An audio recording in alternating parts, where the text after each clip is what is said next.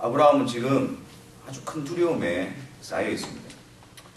왜냐하면 그 당시에 그 네 왕들이 연합해서 소돔과 고모라를 이렇게 침공을 했습니다.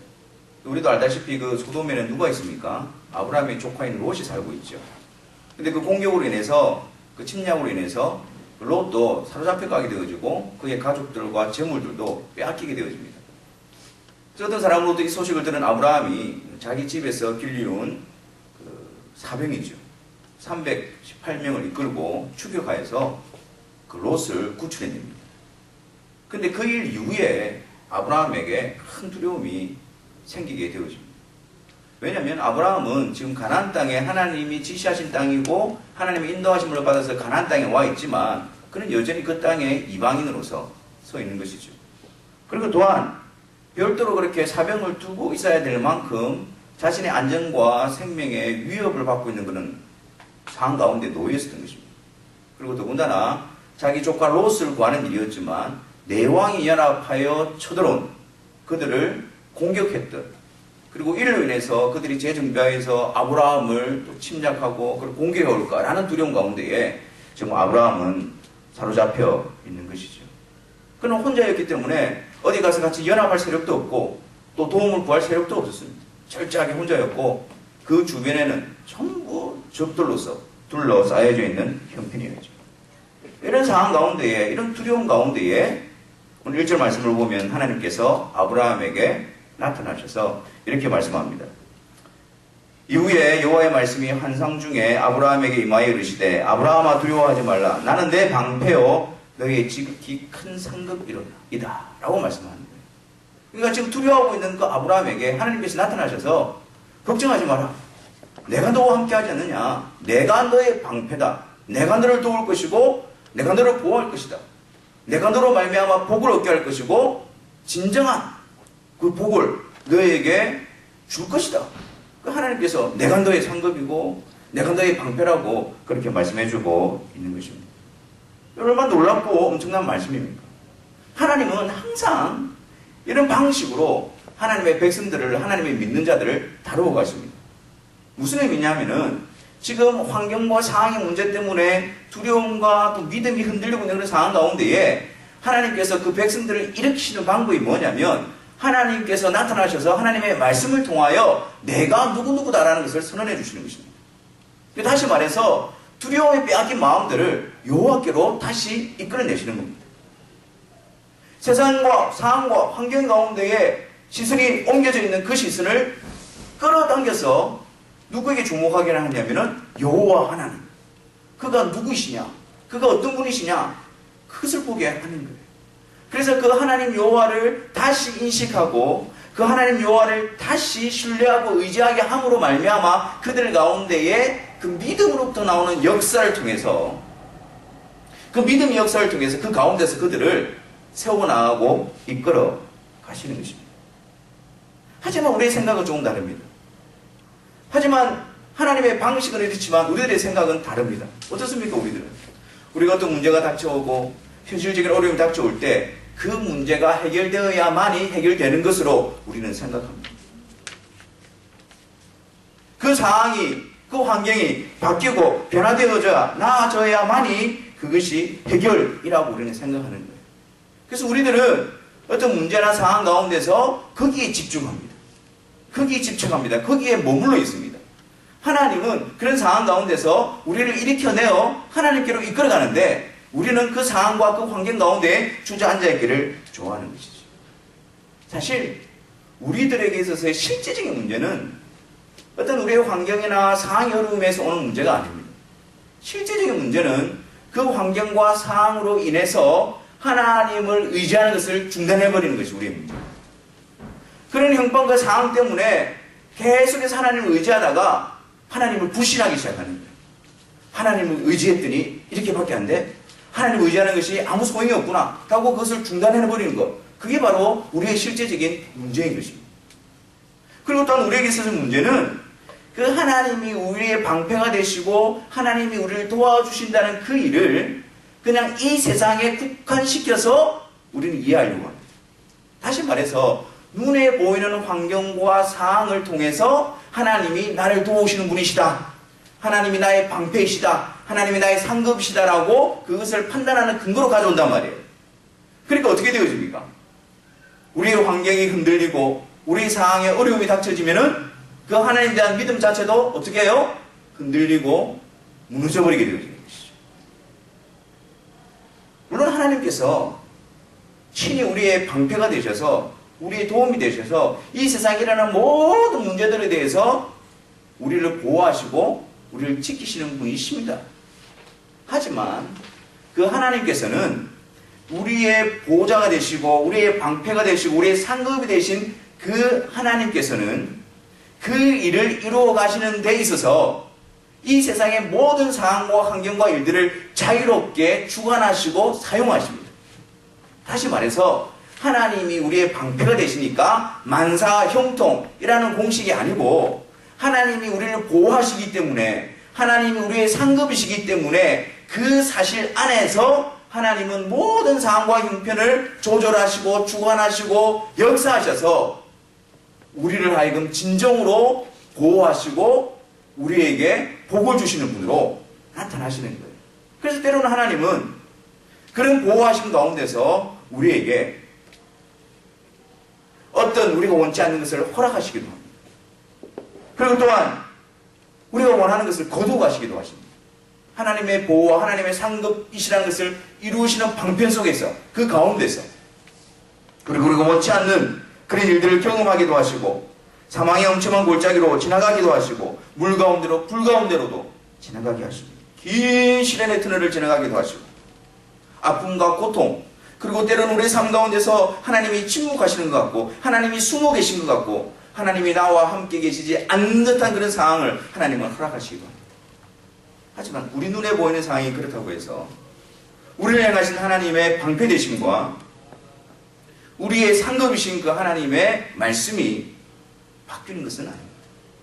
그러므로 우리들에게 있어서 중요한 것은 상황이 이러니까 하나님이 나를 도우신 분이 아니야, 그렇게 눈에 보이는 것으로 하나님을 판단할 것이 아니라 하나님이 우리의 보호자가 되시고 하나님이 우리를 지키시는 분이라는 믿음을 가지고 우리가 이해될 수 없는 상황과 우리가 납득하지 못하는 그런 상황 가운데서 믿음으로 그것을 바라보고 해석할 수 있어야 된다는 것이죠.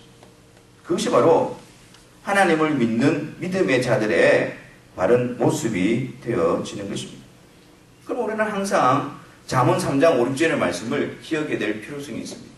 잠언 3장 5, 6절 말씀 무엇일까요? 너는 마음을 다하여 여호와를 의뢰하고 내 명철을 의지하지 말라. 너는 범사에 그를 인정하라. 그리하면 내 길을 지도하시리라. 그렇게 말씀합니다. 우리의 명철로 우리 생각으로 눈에 보이는 환경과 상황을 가지고 그 높으신 하나님, 그 하나님을 판단하고 결정지어버리는 것이 아니라 우리에게 주어진 일이 뭐라고요? 끊임없이 계속해서 쉼없이 우리가 이해가 되는 상황이든 이해가 되지 않는 상황이든 우리가 감당할 수 있는 상황이든 감당할 수 없는 상황, 모든 상황 가운데서 마음을 다하여 여호와를 의뢰하는 그 일에 최선을 다하고 힘을 쏟을 것을 우리에게 말씀하는 것입니다. 동시에 내 명철을 의지하지 말라. 내 명철이 무엇일까요? 이것이 어떤 때는 합리적인 방법인 것 같습니다. 이것이 어떤 때는 현실적인 대안인 것 같습니다. 하지만 그것이 하나님 없이 어떤 일을 이루어 나가자 한다면 그것은 부인해야 될 우리의 명철이 되어지는 것입니다. 하나님을 의지하는 일을 중단시켜버리고 하나님을 신뢰하는 일을 멈추게 하고 그것이 우리의 명철로서 현실적인 방안으로 보인다 할 때 우리는 조심해야 되고 그것을 의지하지 말아야 하는 것입니다. 마음을 다해서 끝까지 계속해서 여호와를 의뢰하고 여호와를 의뢰하는 일을 막아서고 있는 우리의 명철을 의지하지 않는 것, 그것이 하나님께서 우리에게 요구하고 계신 것입니다. 우리의 방패이시고 우리의 큰 상급으로서 역사하고 계시는 그 하나님, 그 하나님을 우리가 담아내지는 못한다 할지라도 우리가 다 이해하지 못한다 할지라도 믿음의 시각으로 그분께로 계속해서 나아가기를 원하고 계신 것이죠. 왜요? 범사에 그를 인정하라. 하나님의 주권을 떠나서 하나님의 계획과 하나님의 뜻을 이루는 그 일을 떠나서 우리에게 단 자그마한 일도 일어나지 않기 때문입니다. 우리의 눈에 보이는 대로 판단하는 것이 아니라 무한하신 지혜를 가지시고 우리의 방패이시고 우리의 상급이신 그 하나님께서 우리를 위하여 이루어 가시는 그 놀라운 섭리로서 바라보게 될 때에 모든 일에 그분의 주권을 인정하고 모든 일에 그분이 이끌어 가심을 인정하게 될 때에 우리는 그분의 인도하심 앞에 순종하며 나아갈 수 있게 되는 것입니다. 그러므로 여러분, 우리들의 눈에 보이는 것으로 하나님을 판단하지 마시기를 바랍니다. 우리들의 지혜와 명철로 단정 짓지 마시기를 바랍니다. 나의 명철과 나의 생각으로 밤을 주시지 말고 나의 생각으로 염려 가운데 앉아있지 말고 눈을 들어서 내가 너의 방패이고 내가 너의 큰 상급이다. 하나님께서 우리에게 들려주시는 하나님이 어떤 분이신가를 나타내시는 그 하나님 앞으로 이끌림을 받으시기를 바랍니다. 여러분 시편을 한번 보십시오. 시편을 보면 거기에 시편을 기록한 저자들이 어떤 그 패턴이 있습니다. 어떻게 그렇게 기록하고 있습니까? 처음에는 그들이 여러 가지 외부적인 어려움과 또 내부적인 그 답답함 가운데서 그들의 심정을 토로합니다. 하나님 앞에서 절규합니다. 또 절망합니다. 하나님의 부재, 하나님의 응답하심이 없는 가운데서 그들은 갈 길을 잃어버리고 고통 가운데에 깊은 낙담 가운데 빠져 있습니다. 근데 그들이 도달하는 자리가 어디입니까? 결국 그들이 도달하는 자리가 어디입니까? 여호와는 나의 목자시니, 여호와는 나의 힘이시니, 여호와는 나의 산성이시니, 여호와는 나의 소망이시니, 그 자리로 이끌림을 받고 그 하나님이 나에게 어떤 분이신가를 믿음으로 고백하는 순간 그 믿음으로부터 새 힘을 얻게 되어지고 그 믿음으로부터 내가 이 상황 가운데서 해야 될 방향성과 목적과 그 모습을 발견하게 되어지는 것입니다.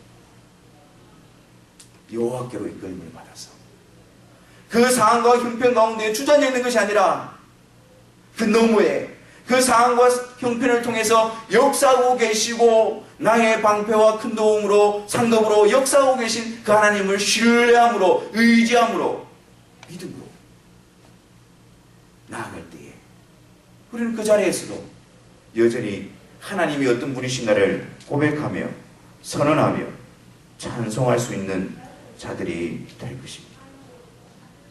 그런데 여러분, 문제는 여호와께서 나의 방패시고 여호와께서 나의 큰 도움이시다 라는 것이 어떻게 나에게 가능하게 되어지는 것일까요? 한번 생각해 보십시오. 우리들은 죄인들입니다. 죄악 가운데 있는 자들입니다. 하나님은 거룩하신 분이시기 때문에 그 죄와 함께 가할 수 있는 분이 아니십니다.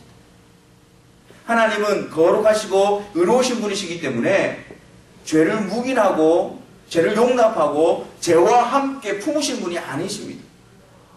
그런데 그 거룩하신 하나님이 죄 가운데 있는 우리들, 죄인인 우리들을 어떻게 보호하시며 어떻게 우리 편이 되어주시며 우리에게 큰 상급이 되어주신다라고 하실 수 있단 말입니다.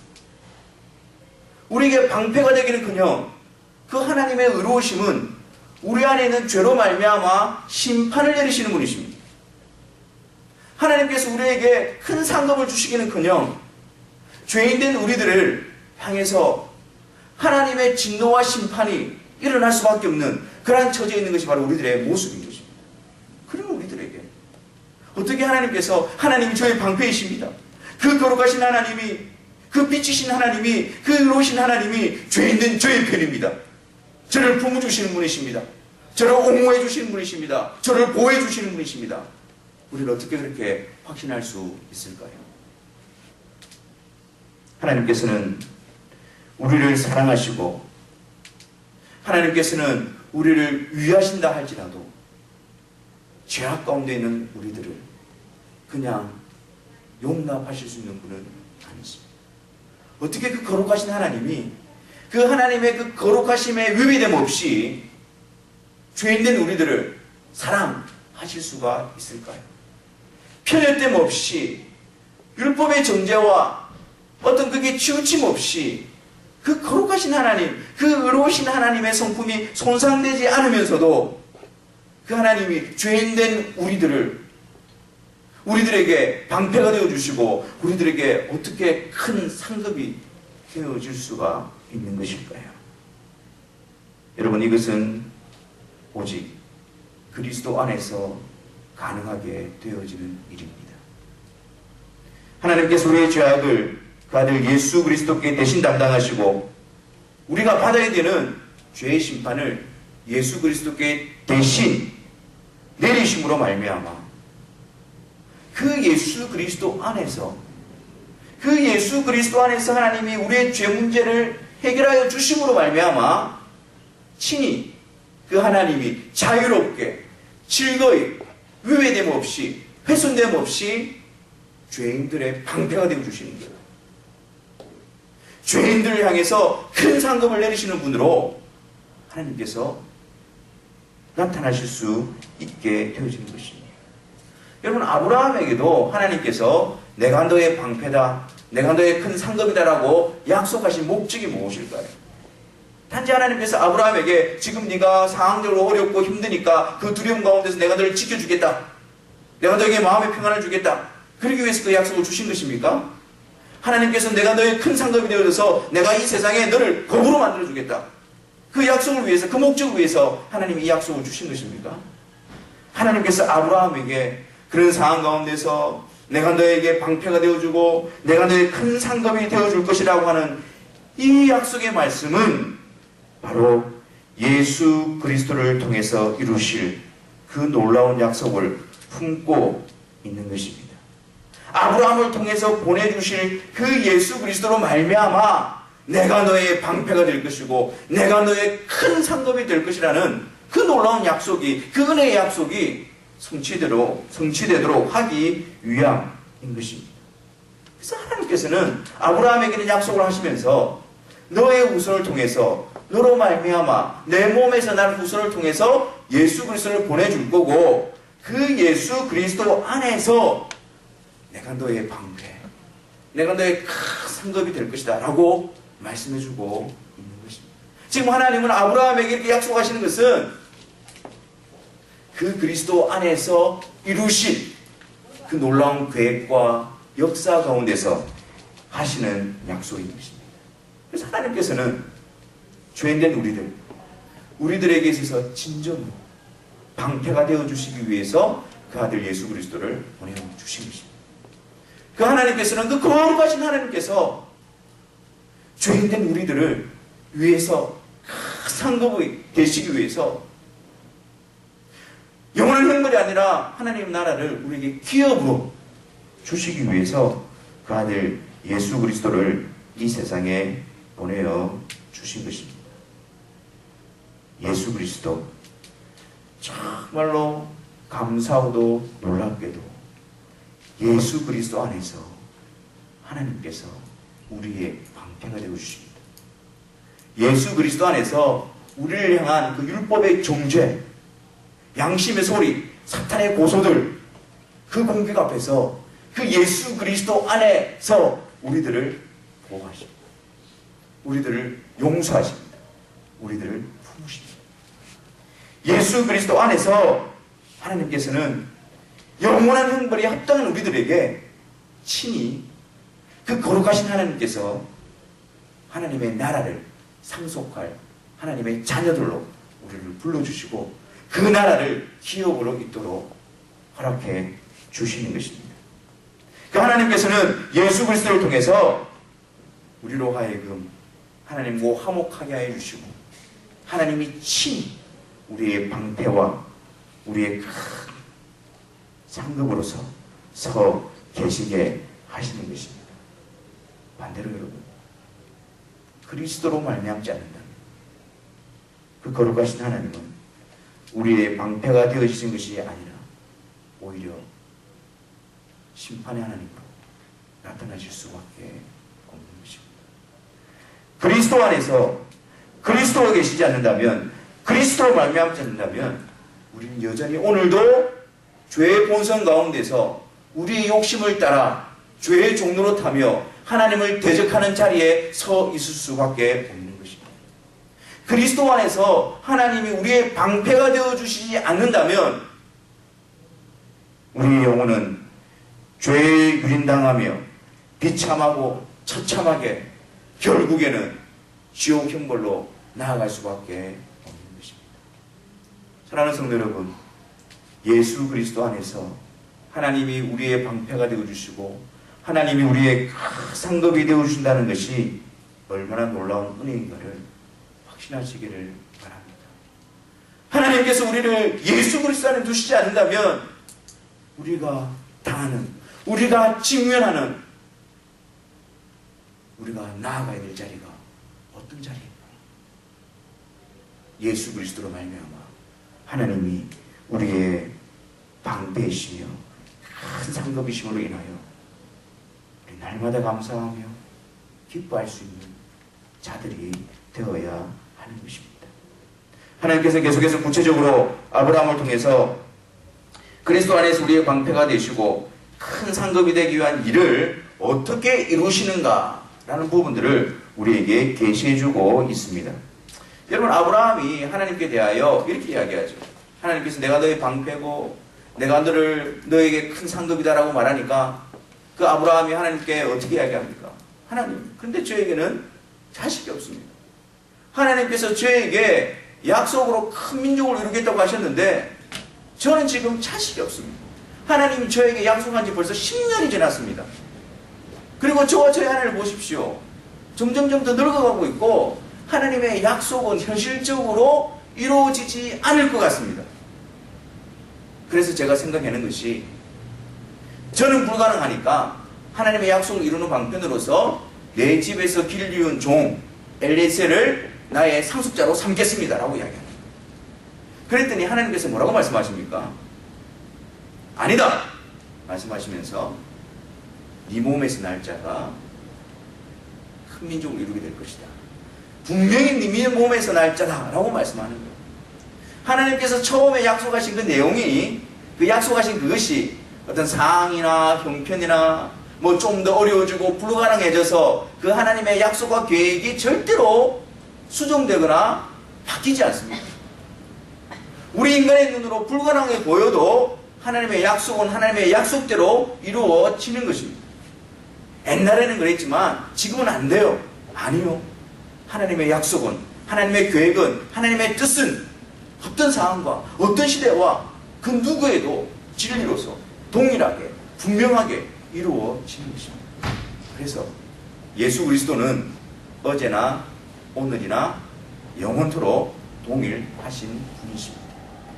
하나님께서 약속하신 그 예수 그리스도, 하나님께서 계획하신 그 예수 그리스도, 하나님께서 지금 아브라함을 통해서 보내실 그 예수 그리스도, 그 예수 그리스도를 통해서 구원하시고자 하는 하나님의 뜻은 시대별로도 변하지 않는 진리입니다. 그 누구에게도 동일한 진리입니다. 하나님이 이루실 뜻이 그거든요. 그래서 사도들이 외쳤던 것이 무엇입니까? 예수 그리스도 외에는 구원 얻을 만한 다른 이름을 우리에게 주신 적이 없다라고 외쳤던 것입니다. 그래서 오직 예수 그리스도라고 말하는 겁니다. 이제 시대가 변했기 때문에, 이제 과학이 발달했기 때문에, 문명이 발달했기 때문에 예수 그리스도가 아니라 다른 방법을 말한다는 것, 그것은 바른 복음이 아닙니다. 그래서 사도 바울은 예수 그리스도 외에, 아니 예수 그리스도와 덧붙여서 뭔가를 말하는 그들을 향해서 하늘로부터 온 천사라 할지라도 다른 복음을 전하는 자들은 저주를 받을 것이라고 말씀하고 있는 것입니다. 하나님께서 약속하신, 하나님께서 계획하신, 하나님께서 뜻하신 오직 예수 그리스도, 어제나 오늘이나 영원토록 동일하신 오직 그분 한 분, 예수 그리스도 외에는 다른 길이 없습니다. 예수 그리스도를 외에 다른 것을 말하는 것, 그것은 다른 복음이며 우리가 돌아서야 될 그런 것이 되어지는 것이죠. 하나님은 이 아브라함의 모습을 통해서 하나님께서 이루시고자 하는 그 약속의 영원성, 그 약속의 유일성을, 완전성을 나타내 보여주고 있는 것입니다.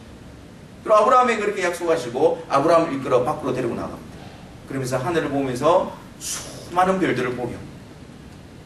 그리고 그 별을 보시면서 저렇게 많은 별이 있듯이 너의 후손을 통해서 이룰 민족도 저렇게 많게 될 것이라고 아브라함에게 말씀해 주십니다.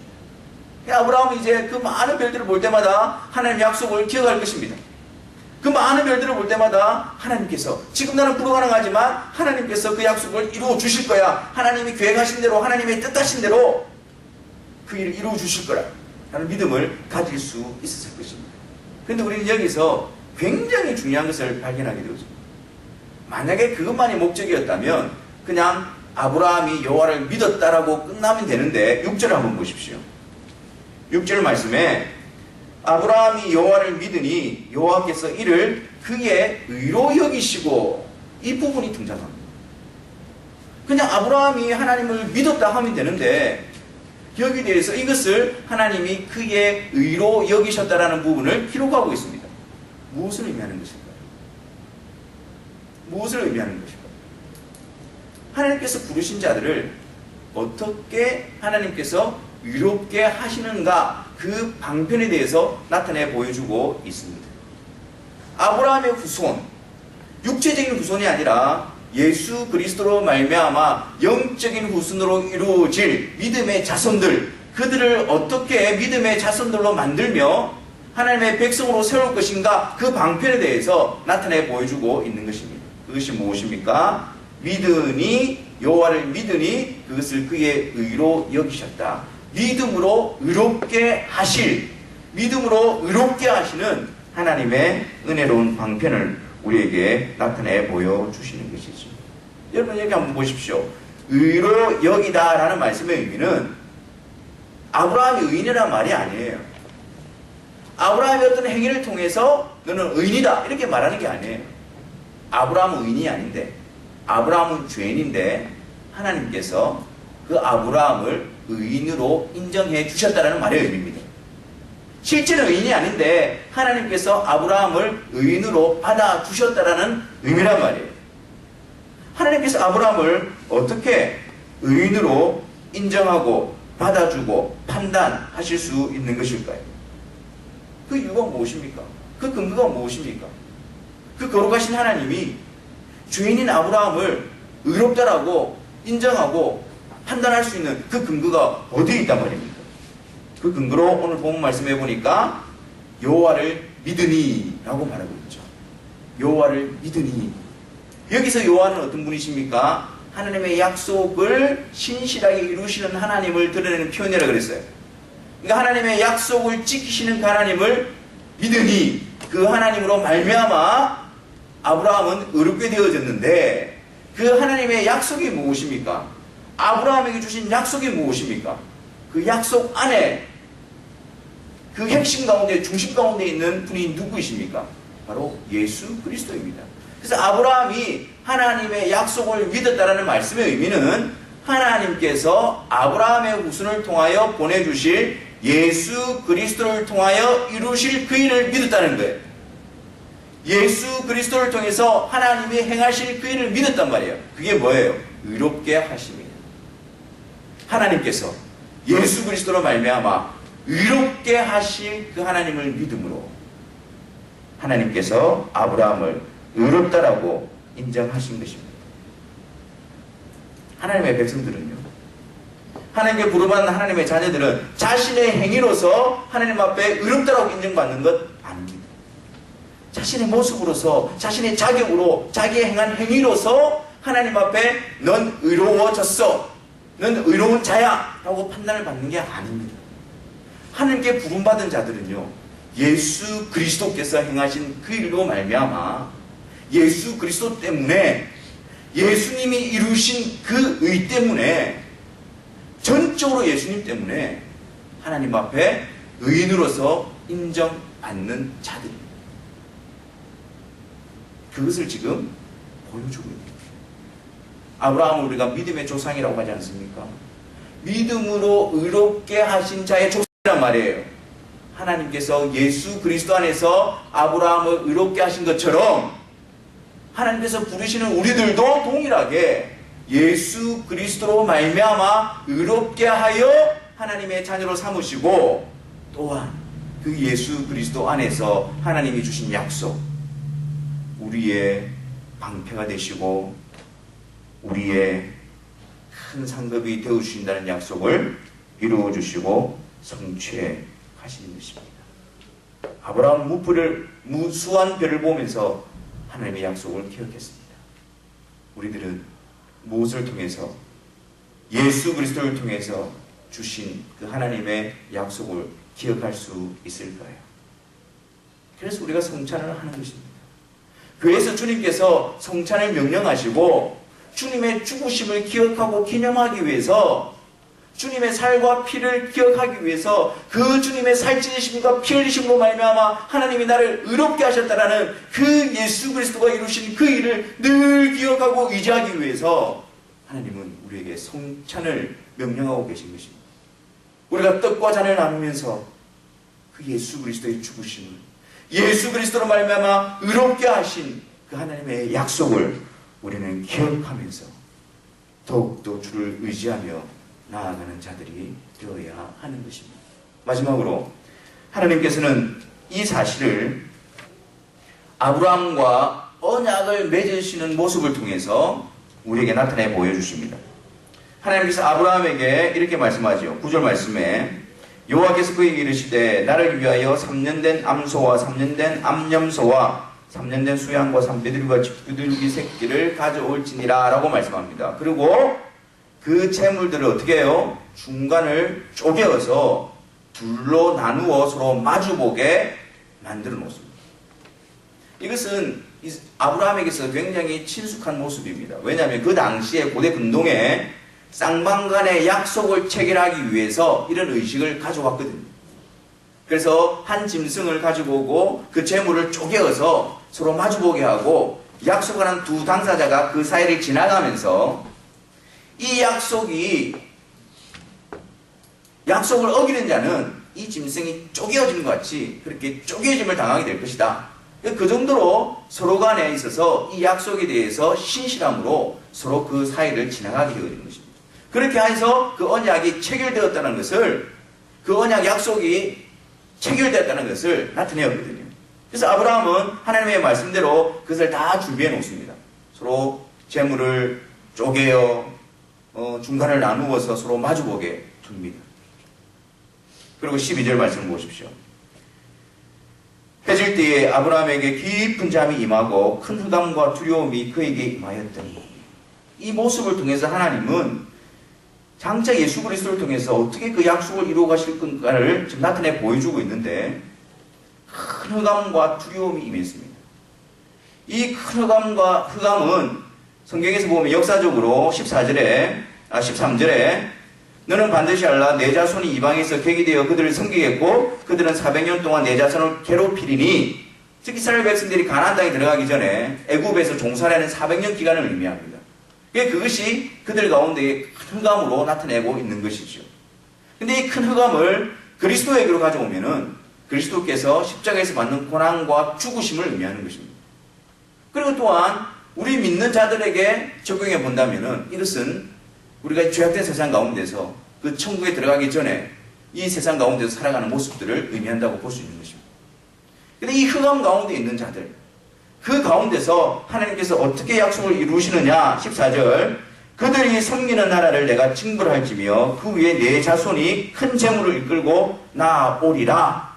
흑암을 뚫고 흑암 가운데서 그들이 나올 수 있는 방편이 무엇입니까? 내가 그들을 징벌할지니, 하나님께서 그 흑암 가운데에 그들을 이끌어내시는 것입니다. 그래서 이스라엘 백성들이 400년 동안 애굽에서 종살이하면서 그 수십만이 되는 인구들이 아무런 그런 거 없이 당당하게 그것이 나와서 가나안 땅에 들어가게 되어지는 것입니다. 하나님의 약속의 성취죠.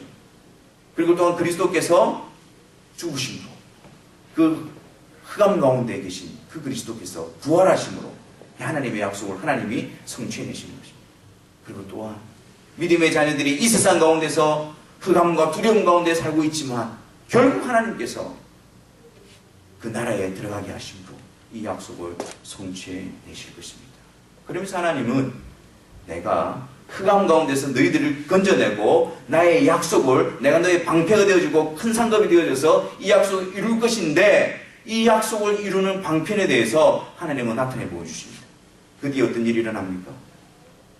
그 쪼개어놓고 마주보고 있는 그 재물 사이로 한 타는 푸른 연기나는 횃불이 그 사이를 지나가게 되죠. 그 흑암과 두려움 가운데 있는 그 자리에서 하나님의 임재의 상징인 횃불이 그 재물 사이로 지나가고 있습니다. 그 횃불이 그 흑암을 밝히고 있습니다. 어디를 지나가면서요? 둘로 쪼개짐을 당하여 피를 흘리고 있는 그 재물 사이로 여호와 하나님께서 지나가심으로 빛 대신 여호와 하나님의 빛이 그 흑암을 몰아내게 되어지는 것입니다. 둘로 쪼개어진 그 재물 사이에 하나님이 서 계십니다. 둘로 쪼개어진 그 재물 사이에 하나님이 빛을 바라보고 계십니다. 그래서 흑암이 물러가고 하나님의 약속이 이루어지는 것입니다. 우리는 여기서 장차 하나님께서 골고다 언덕에서 십자가에 내어주신 그 아들 예수 그리스도, 우리의 죄를 대신 담당하시고 우리를 대신하여 피 흘리시고 살찌신 예수 그리스도, 그분을 통해서 이 약속을 이루어 낼 것이다 라는 하나님의 계시가 여기에 나타나 있는 것입니다. 제가 아까 이야기했을 때 언약을 체결하기 위해서 쌍방간이 같이 지나가야 된다 그랬죠. 근데 성경에는 오직 횃불만이 그 사이를 지나가고 있습니다. 아브라함이 같이 지나간 것이 아니라 그 횃불만이 그 언약의 체결자로서, 그 언약을 지키는 자로서 지나가고 있습니다.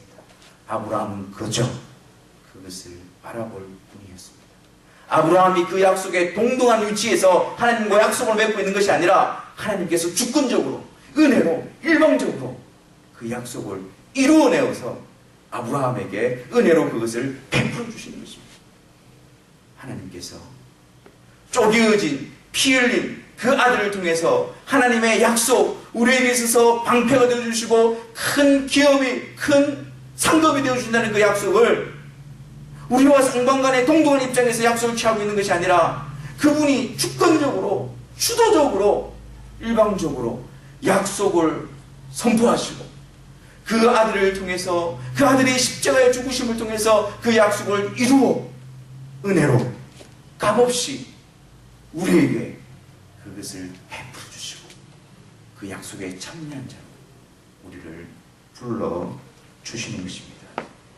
그러므로 흑암과 큰 두려움 중에서 우리가 항상 잊지 말고 바라봐야 될 것이 무엇입니까?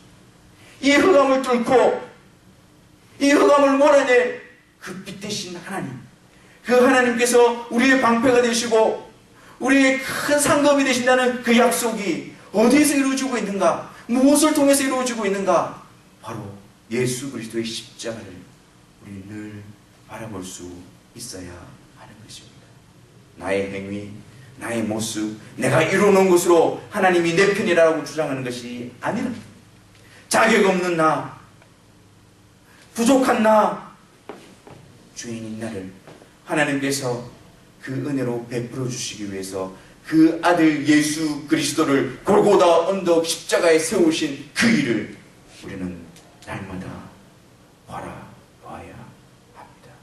그리고 그 십자가 예수 그리스도를 근거하여 그 예수 그리스도를 확신하여 하나님은 나의 방패이시며 하나님은 나의 큰 상급이십니다. 그 확신을 가지시고 주님 오시는 그날까지, 주님께서 오셔서 우리를 그날에 들어가게 하시는 날까지 믿음으로 든든히 세워주시며 믿음의 경주를 감당하시는 저와 여러분들이 되시기를 주님의 이름으로 축원합니다.